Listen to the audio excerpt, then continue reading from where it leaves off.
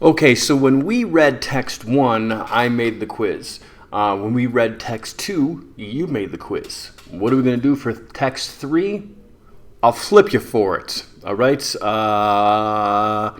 Heads, I'll make the quiz. Tails, this is a Vermont quarter. Tails, you make the quiz. I don't know how this is going to end up. I'm not going to edit this part. There's a good chance I'm going to drop the coin anyway, and I'll have to bend over and leave the camera to pick it up. All you really have is my word that I'm doing this legitimately, and hopefully that's worth something. All right, here we go.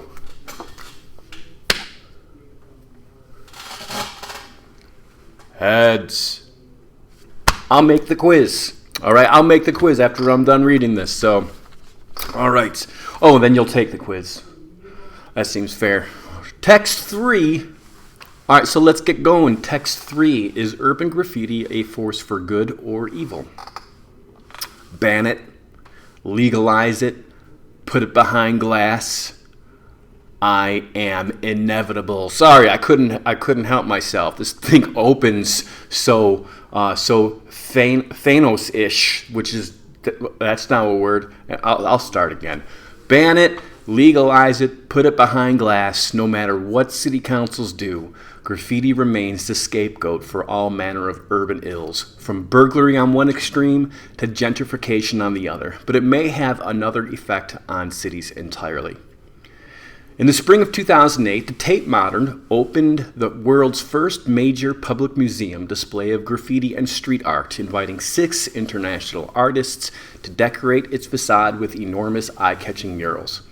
Meanwhile, just down the riverbank at Southwark Crown Court, 8 members of London's well-known DPM crew, that's the graffiti gang, were tried for an estimated 1 million British pounds. Hey, look how important these footnotes have been. Especially, like, I did you know that's how to write 1 million British pounds? I did not.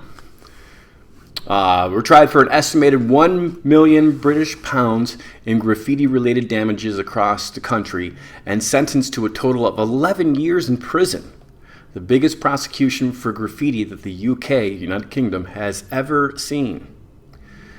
Since its contemporary birth in 1960s Philadelphia, city leaders have tended to condemn graffiti as mindless vandalism.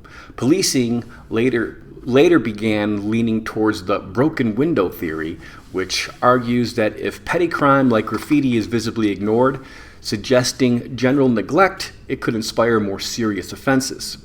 The UK spends 1 billion British pounds on graffiti removal each year.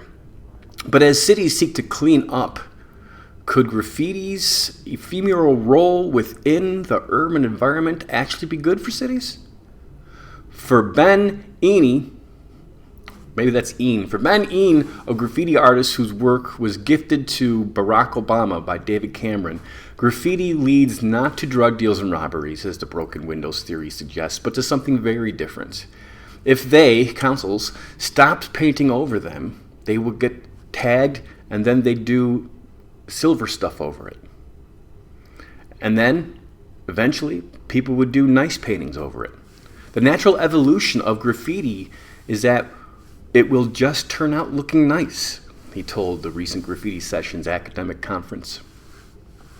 Embracing graffiti's cultural value can do wonders for a city's tourism industry too. In Bristol, the 2012 See No Evil Festival saw 50,000 people flock to the streets in Stavanger, Norway.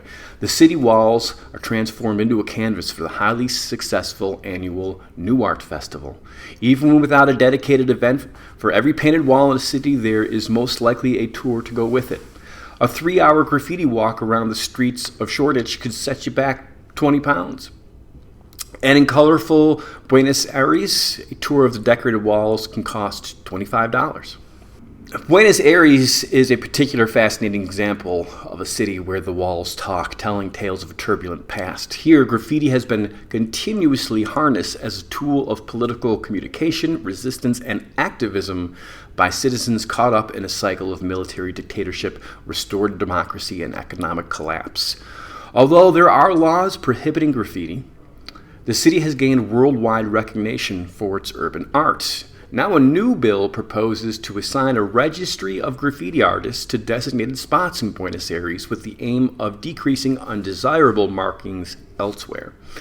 A similar approach has been adopted in Toronto, where a graffiti management plan sees that graffiti vandalism is removed by city staff, while graffiti art and other street art that adds vibrancy may remain if commissioned by the building's owner.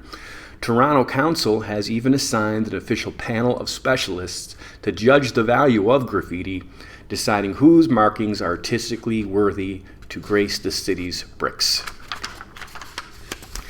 Legal or not, as graffiti seeps into the fabric of neighborhoods, it becomes a natural fact of everyday life in the city, a cultural practice appreciated and legitimized by young urban dwellers.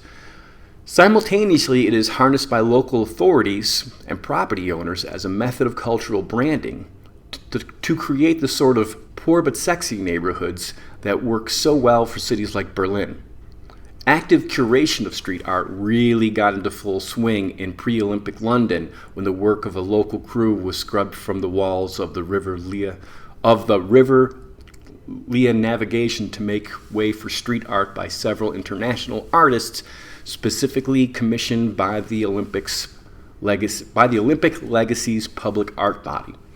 From its roots as a means of visual communication for the disenfranchised youth to both hide and be seen, graffiti has developed into a bona fide art form, a legitimate force for economic, cultural, and social good, and as we continue to shift towards increasingly sanitized urban environments, one of the few remaining ways we have to respond to our surroundings in an expressive public way. Good versus bad graffiti might continue to be disputed between fervid conciliars, but Ian says the public has moved on. The whole world is covered in graffiti. No one cares. It's just a part of urban noise. All right, so that was text 3, and it looks like I'm making the quiz the way the coin ended up. That's fine with me. So that'll be waiting for you in School G. I don't know what's on it yet. I haven't made it, so we'll see. All right, so I'll see you tomorrow for text 4. No, I won't. Tomorrow's Saturday. I'll see you Monday for text 4. All right, see ya.